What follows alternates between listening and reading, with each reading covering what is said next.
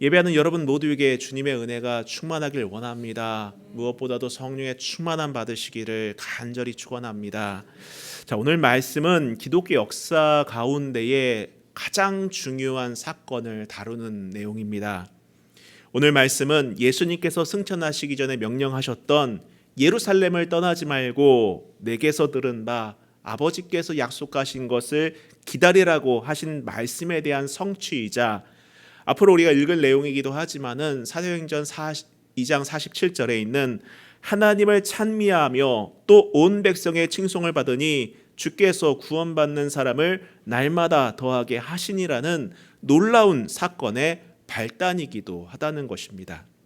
바로 성령 충만을 받는 바로 그 시점을 기록하고 있습니다.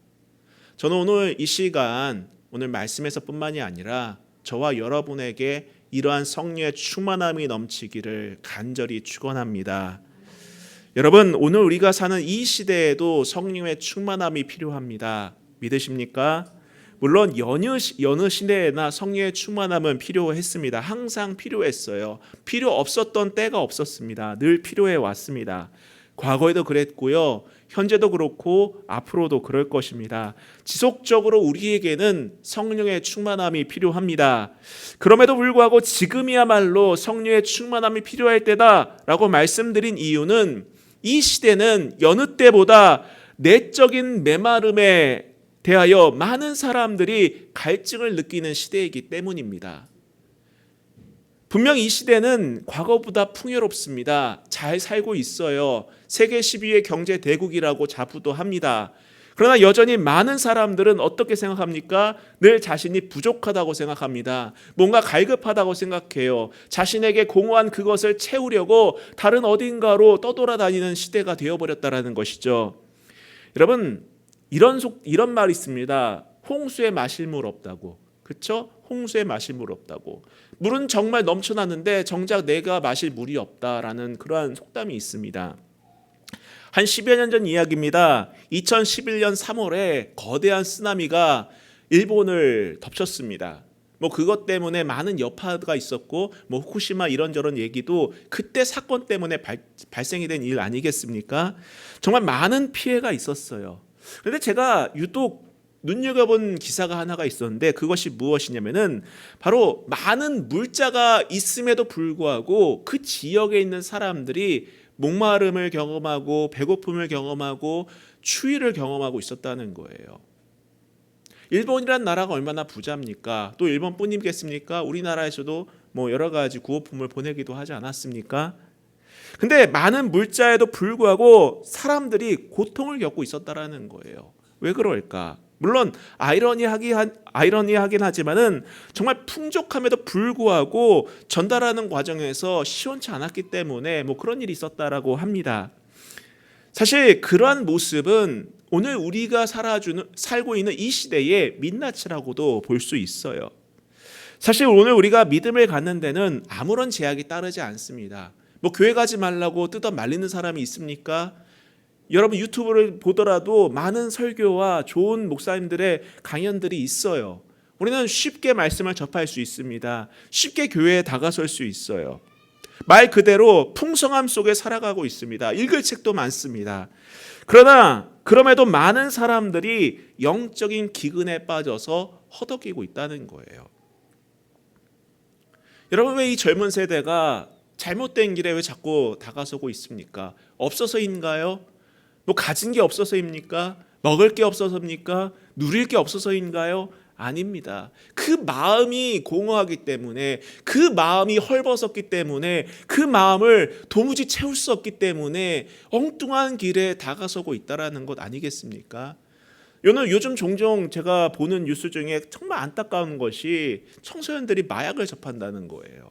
SNS를 통해서 정말 펜타닐이라든지 대마초라든지 필로폰이라든지 이러한 마약에 접근을 해서 거기에 그냥 호기심이라고 하지만은 결국에는 그 마음이 공허하기 때문 아니겠습니까? 너무나도 안타깝다는 거예요. 정말 이 나라의 미래가 걱정됩니다. 염려가 된다는 거예요. 근심이 된다는 것이죠. 이들이 왜 그런 것에 빠져갈까요? 없어서입니까? 나가면 좋은 게 많아요. 입으로도 많고 뭐 대중문화도 얼마나 많이 발달되어 있습니까? 예?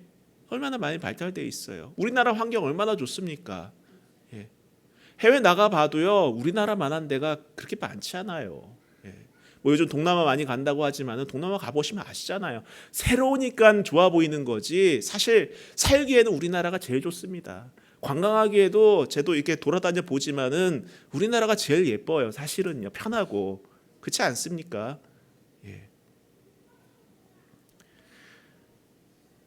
여러분, 오늘 우리가 이 시대를 살아가면서 정말 성령 충만이 필요하다라는 것을 절실하게 생각해 볼 필요가 있습니다. 그러면서 오늘 본문을 통해 성령 충만이 무엇인지, 또 왜 지금이 성령 충만이 필요할 때인지를 묵상하는 시간이 될 수 있기를 바랍니다. 자, 먼저 성령 충만함이 무엇일까요? 무엇이겠습니까? 만약에 성령 충만함을 뭐 좋은 느낌, 혹은 기분 전환, 혹은 알 수 없는 뭔가 강렬함, 뭔가 신비로운 체험, 뭔가 강렬한 체험, 이런 것으로만 생각한다면은 여러분, 성령 충만함을 제한하는 거예요. 뭐 앞에서 어떤 능력 있는 목사님 성령 충만 받아라 하면 막 쓰러지고, 그게 성령 충만이 아니라는 겁니다. 그게 아니라는 거예요. 여러분, 성령 충만함이 무엇인지를 이해하기 위해서는 먼저 성령이 누구신지에 대해서 명확하게 정리할 필요가 있습니다. 그래야지 우리가 성령 충만함이 무엇인지를 알 수 있다는 거예요. 신천지 같은 이단은 이렇게 말합니다. 이름이 있다. 성령의 이름이 있다라고 말을 합니다. 보혜사라고 말해요. 그 보혜사라는 것은 사실 성경에서 말하는 것은 성령의 역할을 말해준 것뿐이에요. 보호해 주시고 돌보시고 은혜를 주시며 가르쳐 주시는 그 역할, 그것을 한자로 보혜사로 쓴 것뿐입니다. 번역해서 쓴 것뿐인데 그걸 그냥 따와가지고 이름이 있다라고 합니다. 그래서 그 보혜사가 이만이다 이렇게 가르쳐요. 또 어떤 이단은 성령을 부리는 영이다라고 말을 합니다. 부릴 수 있다라고 말해요. 성령 받아라 하면 받을 수 있다고 말합니다. 또 저기 여호와 증인 같은 경우는 하나님의 그 피조물이라고 말을 가르치기도 해요. 쉽게 말하면 하나의 부속물이라고도 말합니다. 여러분, 이 모든 것들은 성령을 잘못 이해하는 데서 오는 것입니다. 여러분, 성령은요, 사이비교주가 사칭하는 이름도 아니고 하나님의 심부름과 같은 그러한 부속물도 아닙니다. 성령은 하나님이십니다, 여러분. 삼위일체 하나님, 세 가지 율격 중에 한 분이신 하나님이시라는 거예요. 창세기 1장 2절에 기록된 것처럼 태초에도 계셨고, 이사야 선지자가 말한 것처럼, 또 선지자를 통해 증언했던 것처럼 성경에 기록된 여호와의 신이 바로 성령입니다, 여러분. 그게 성령이라는 거예요. 그리고 예수님의 공생의 기간에도 예수님과 동행하셨으며 궁극적으로 예수님의 지상명령과 더불어 성령의 임재를 통해 이 땅의 교회가 시작되었으며 오늘날까지 우리와 함께 하시는 그 하나님이 바로 성령 하나님이십니다. 여러분, 믿으시기 바랍니다. 그렇습니다. 성령 충만함은 곧 성령 하나님께서 주권적으로 말하게 하시고 일하게 하시는 그러한 역할을 하는 것입니다. 여러분, 신천지 같은 곳에 속지 마세요. 이상한 이단들에 속지 마시기 바랍니다. 제가 일전에도 말씀드리지 않았습니까? 위에서 여호와 증인들과 전도하길래 한참 성경 갖고 얘기했다고요. 제가 그때 마지막으로 말한 게 그것입니다. 제발 좀 정신 차리시라고. 기독교의 역사는 여러분들이 이렇게 뭐 1, 20년, 100년 요걸로 조정할 수 있는 그러한 게 아니라고. 수천 년 동안 많은 사람들이 목숨을 걸고 지켜온 그 역사라고. 성경에 대한 해석과 성경에 대한 증언, 그리고 그러한 것에 대한 간증들, 그 많은 희생들이, 눈물들이, 기도들이 쌓아온 그 결과들이라고. 당신들이 함부로 할 것들이 아니라고 이렇게 얘기해 줬었어요. 여러분, 성령 하나님께서는 태초부터 지금까지 항상 일하시는 분이십니다. 그리고 이 성령 충만함이 임하는 곳에는 항상 하나님의 주권적인 일들이 일어나고 변화가 일어난다는 사실을 여러분 꼭 기억할 수 있기를 바랍니다. 그 증거가 오늘 본문이 2장에서 드러나고 있어요. 자, 사도행전 2장을 보면 어떻게 성령이 임재하셨는지 또 어떤 일을 행하셨는지를 잘 보여주고 있습니다. 자, 먼저 어느 곳에 임하셨는가? 1절을 보겠습니다.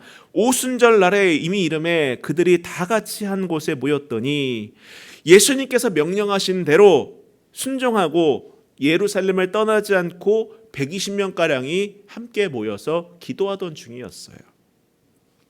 이 120명은 그 당시 두려움과 핍박의 장소였던 이 예루살렘을 약속 하나 붙들고 버티며 떠나지 않던 그 사람들이었습니다. 간신히 믿음을 갖고 그 믿음을 지키던 사람들이었다라는 거예요. 여러분, 우리도 그렇지 않습니까? 우리가 살아가다 보면은 신앙은 내 안에 있습니다. 믿음은 있다고 해요. 그러나 내 상황이 안 좋고 내 환경이 어렵고 내가 처한 현실이 힘들고 눈물 난다면 그때 내 믿음은 어떻게 반응합니까? 어떻게 반응하나요? 정말 그냥 끈 하나 잡고 있는 그런 감정 들지 않습니까? 이거 하나 간신히 붙들고 있는 그런 느낌이 들 때가 있다는 거예요. 놓고 싶긴 한데 놓을 수 없는, 간신히 이거 하나 붙들고 있는, 그 힘을 짜내면서 붙들고 있는 그런 형국 아니겠습니까? 이들의 현실이 그런 거였다라는 거예요.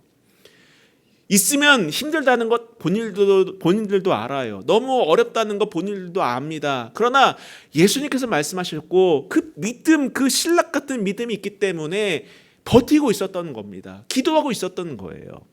이들에게는 아무런 힘이 없었습니다. 당시 시대에 저항할 수 있는 그 어떤 능력도 없었던 그런 무리들이었습니다.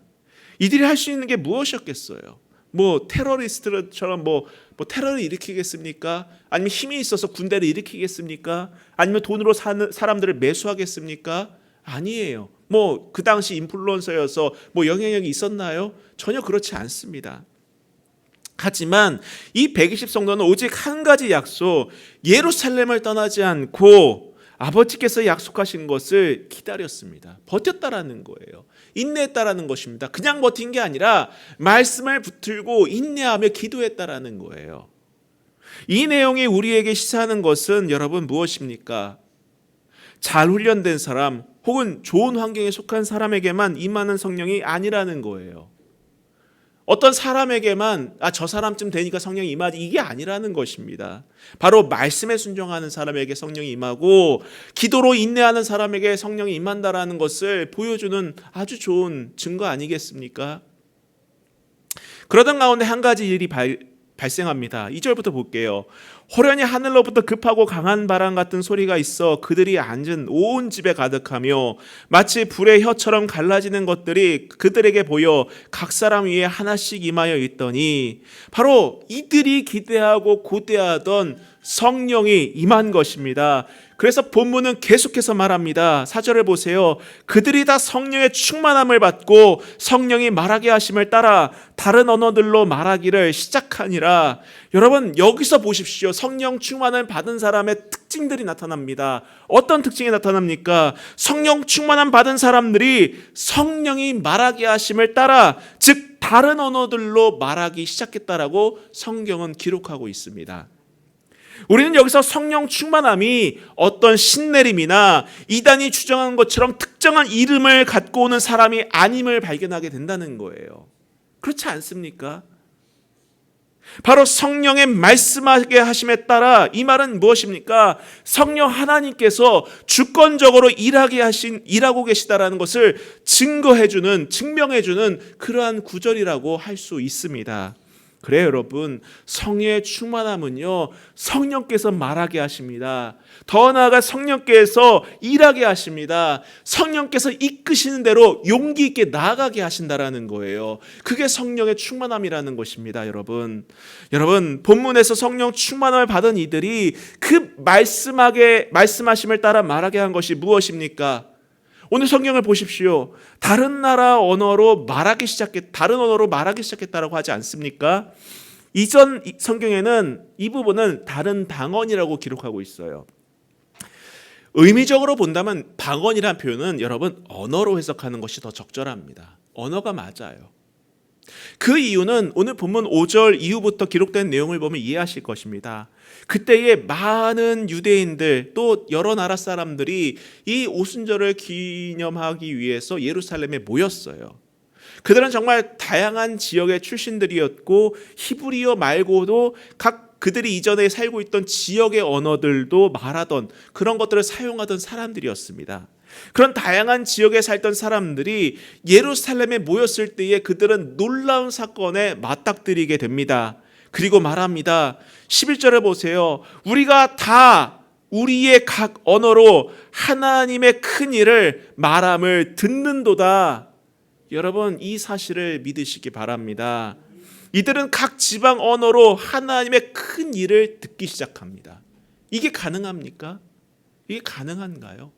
이 말은 무슨 말이냐면 여러분, 여기서 누군가가 성령 충만함을 받았어요.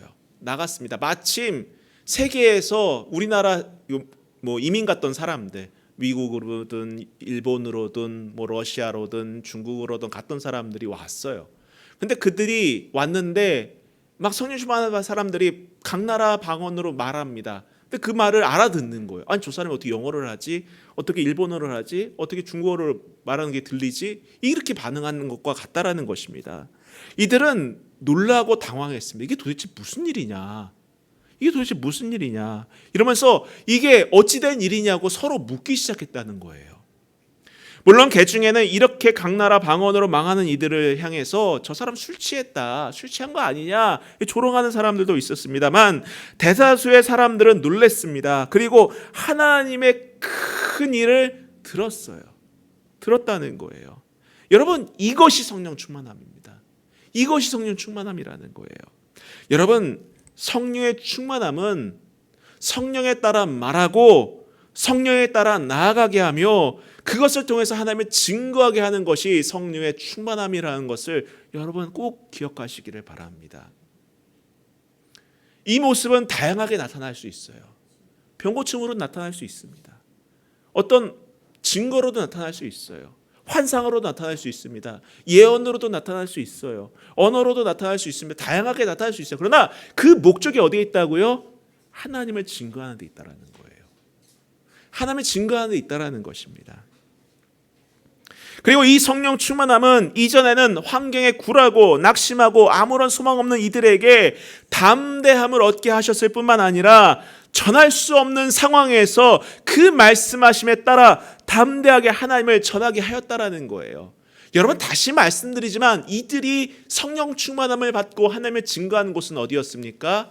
예루살렘입니다. 예루살렘이에요.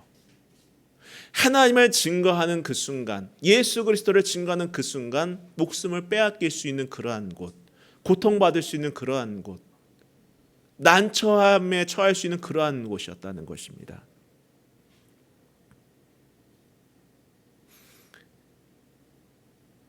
그곳에서 하나님께서는 이들에게 그 하나님의 큰 일을 담대하게 전하게 하셨다는 거예요.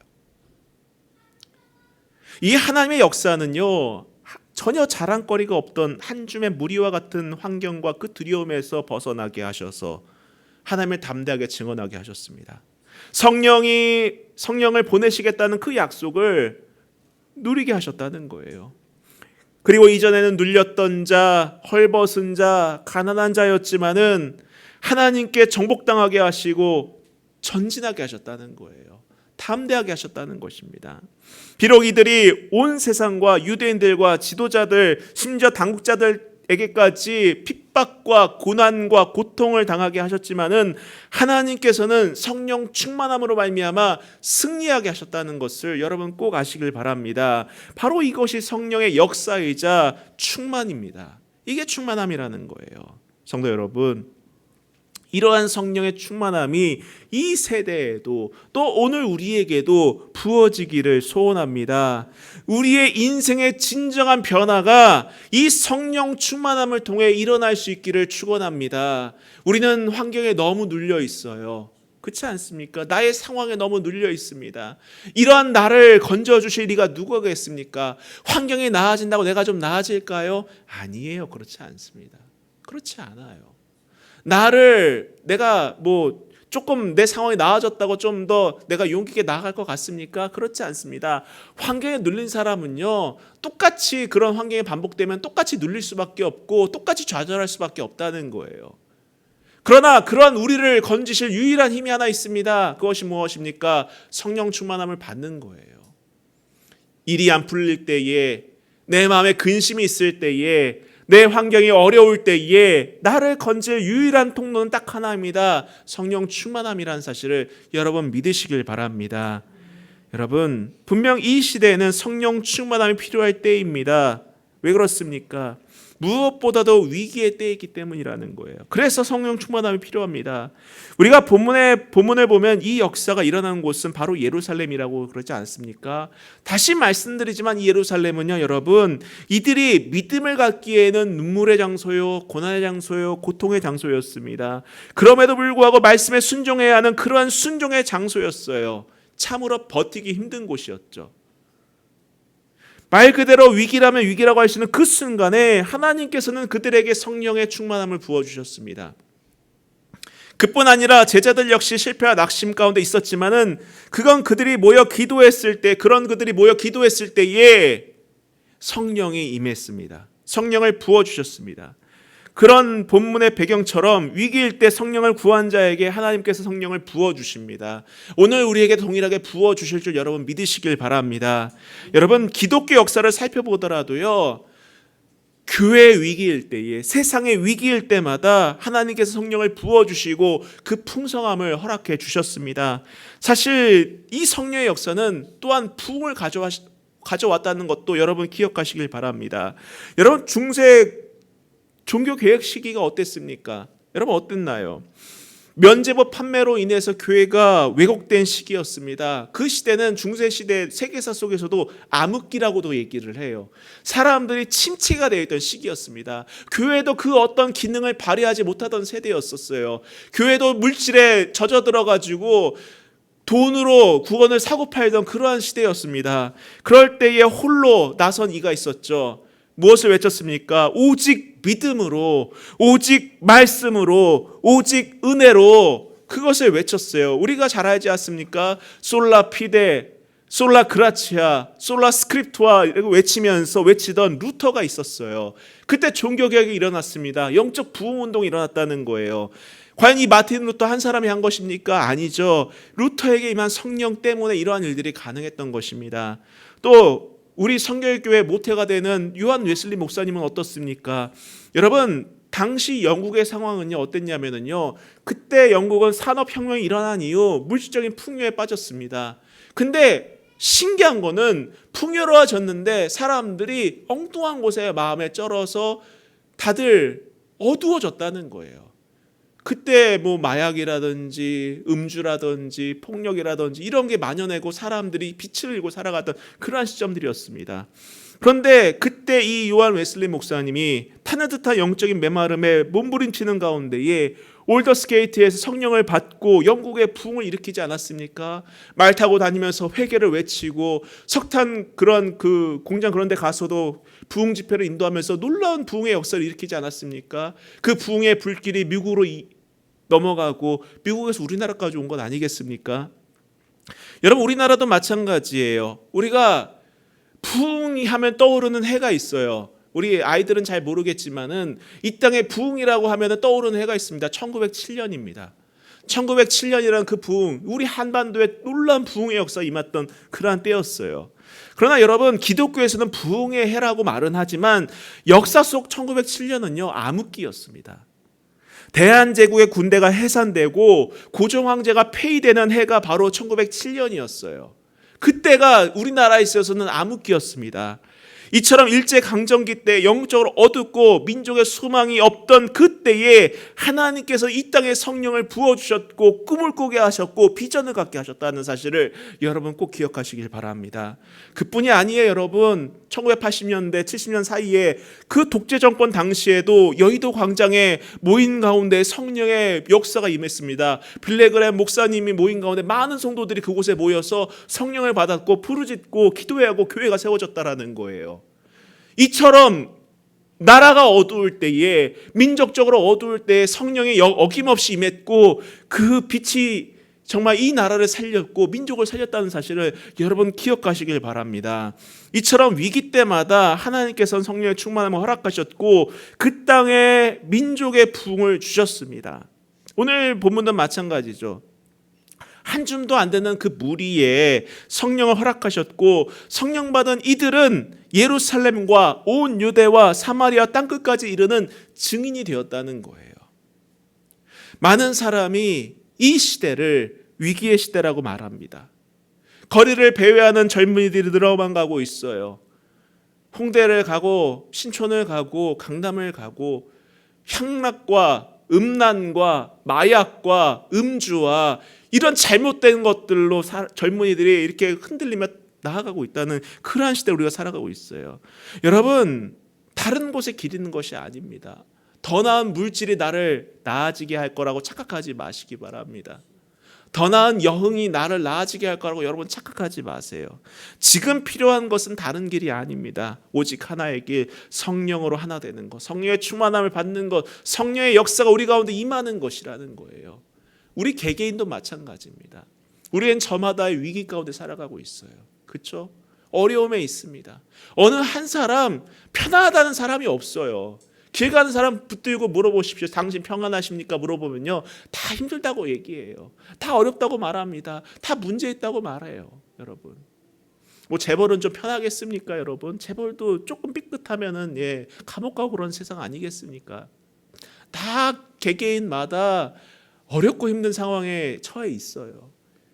뭐 저 사람 보니까 너도 어려운 거 괜찮아 이런 말 하려고 하는 것이 아니라 여러분, 그렇기 때문에 우리에게도 성령이 필요한 것입니다. 여러분, 이 민족의 성령의 충만함을 위해 기도하시길 바랍니다. 그리고 우리 개개인에게 성령의 충만함이 임하기를 기도하기 원합니다. 그래서 우리 가정에, 나 개인의, 이 민족의 그 부흥의 역사가 임하기를 주님의 이름으로 소원합니다. 또한 여러분, 마지막 때이기 때문에 여러분 성령 충만함이 필요합니다. 여러분, 마태복음을 보면요, 24장에 예수님께서 감람산에 앉으셨을 때 제자들이 이렇게 물어봅니다. 주님의 임하심과 세상의 끝에는 무슨 징조가 있겠습니까? 이렇게 묻습니다. 마지막 때에 어떤 일이 일어나겠습니까? 라고 묻는 거죠. 그때 예수님께서 이렇게 말합니다. 많은 사람들이 내 이름으로 와서 스스로 그리스도라고 하며 또 많은 사람들을 미혹할 것이고 난리와 소문이 늘어가고 민족과 나라가 대적하며 곳곳에 기근과 지진이 일어날 것이다. 이렇게 말씀하셨어요. 그뿐 아닙니다. 믿는 사람들이 환난을 당하고 많은 사람들이 실족하며 거짓 선지자들이 많이 일어나 많은 사람들을 미혹하겠고 불법이 성하며 많은 사람들의 사랑이 식어질 것을 말씀해 주셨어요. 여러분, 놀랍도록 우리가 사는 시대와 일치하지 않습니까? 여러분, 우리는 말세를 살아가고 있어요. 이 땅엔 전쟁과 재난이 끊이지 않습니다. 이 시대는 발전했지만 여전히 기근으로 인해 죽어가는 사람들이 있어요. 그렇지 않습니까? 우리나라가 경제대국 뭐 10위 들어가면 뭐합니까? 여러분, 뭐 어떤 사람은 먹지를 못해서, 아이가 먹지를 못해서 분유를 훔치는 그런 일도 일어나지 않습니까? 여전히 어려운 것들이 많아요. 어떤 사람들은 이런 것들을 과학이 더 발전하고 경제가 더 발전하면 해결될 거라고 생각하지만은 그렇지 못했죠. 단적인 예로 제가 앞서 얘기 드렸지만 2011년도 동일본 대규모 쓰나미 피해 가운데에 제가 또 눈여겨본 기사가 또 하나가 있었어요. 그게 뭐냐면은요, 그것은 바로 일본이 쓰나미를 미리 대비해서 대규모 방파제를 만들었었다라는 거예요.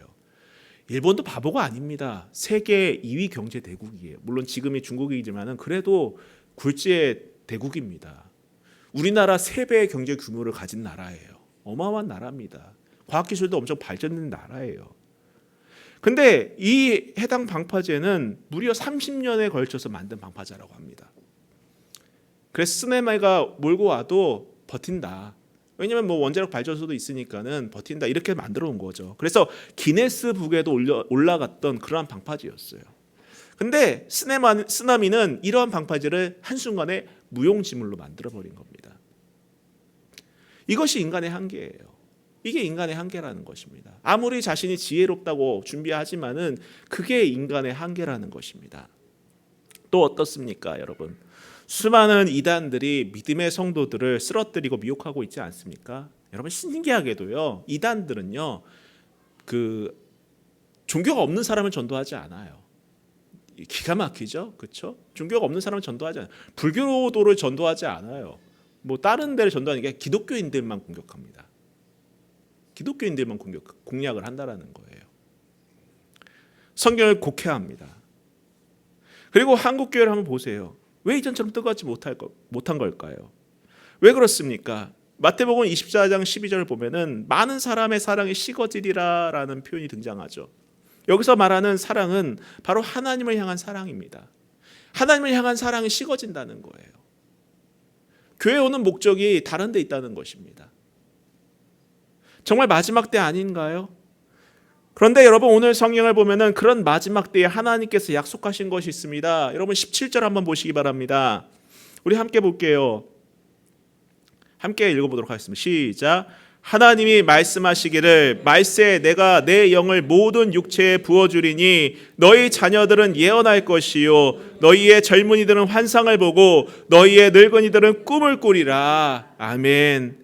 여러분, 여기서 하나님께서 말씀하시기를 말세에 무엇을 부어주신다고 하셨습니까? 내가 내 영을 모든 육체에 부어주시겠다라고 말씀하셨습니다.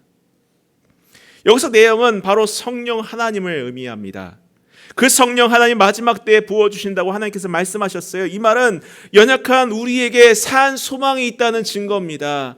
눌려있는 우리에게 소망이 된다는 증거예요, 여러분. 자, 그럼 이 성령의 부으심의 목적이 무엇입니까? 사도행전 2장에 기록된 것처럼 주님께서 우리에게 생명의 길을 보이시고 주 앞에 내가 기쁨이 충만하게 하시는 것과 누구든지 주의 이름을 부르는 자에게 구원을 받게 하기 위함이 그 목적에 있다는 것 아니겠습니까? 여러분, 다른 길이 없습니다. 다른 해결 방법도 없어요. 지금 성령 충만함이 필요할 때입니다. 삶이 어려울수록, 고민이 많을수록, 근심이 될수록 어려운 마음으로 모였던 그 120명 성도를 기억할 수 있기를 바랍니다. 그리고 이들이 구했던 그 성령의 충만함을 기도하시기를 바라요. 여러분, 그래서 이 성령 충만함을 통해 담대함을 얻으시길 축원합니다. 사실 저는 오늘 예배에 앞서서 그런 기도를 했어요. 하나님, 제가 성령 충만하지 못한데 어떻게 우리 성도들에게 성령 충만함을 설교할 수 있겠습니까? 어떻게 그걸 설교할 수 있겠습니까? 그러면서 기도하고 있었어요. 그러던 가운데에 오늘 찬양을 하면서 뜨거운 마음을 주시더라고요. 누군가가 이제 기도하고 있는 것들이 있을 것 같습니다. 괜찮다라고 하시더라고요. 제가 제 얘기인지 또 그분의 얘기인지 모르겠지만, 제게 그냥 주신 마음인지 모르겠지만 괜찮다라는 그런 마음을 주시더라고요. 여러분, 우리가 이 어려운 시기에, 여러분이 힘든 그러한 시기에 기도하시고 성령 하나님의 임재를 간구하시길 바랍니다. 단순하게 내 문제, 내 질병이 좀 낫기를 원합니다. 내 직장이 좀 해결되길 원합니다. 내 가정이 좀 평안하길 원합니다. 그런 일차적인 기도 제목뿐만 아니라 여러분, 무엇보다도 근원적인 문제가 해결되는 거예요. 근본적인 문제가 해결되는 것입니다. 그것이 무엇일까요? 내 안에 성령이 임하는 것, 내 안에 성령의 역사가 나타나는 것, 성령의 충만함이 임재하는 것이 가장 급선무라는 거예요. 그럴 때 비로소 우리는 힘을 얻을 수 있습니다. 그럴 때 힘을 얻고 담대하게 그 모든 상황을 이겨나갈 수 있고 하나님이 기뻐하시는 방향에 따라 우리가 살아낼 수 있다는 거예요. 여러분, 다시 한번 우리 가운데 성령의 충만함을 바라고 또 기도하며 그것만을 사모하는 저와 여러분이 될 수 있기를 주님의 이름으로 축원합니다.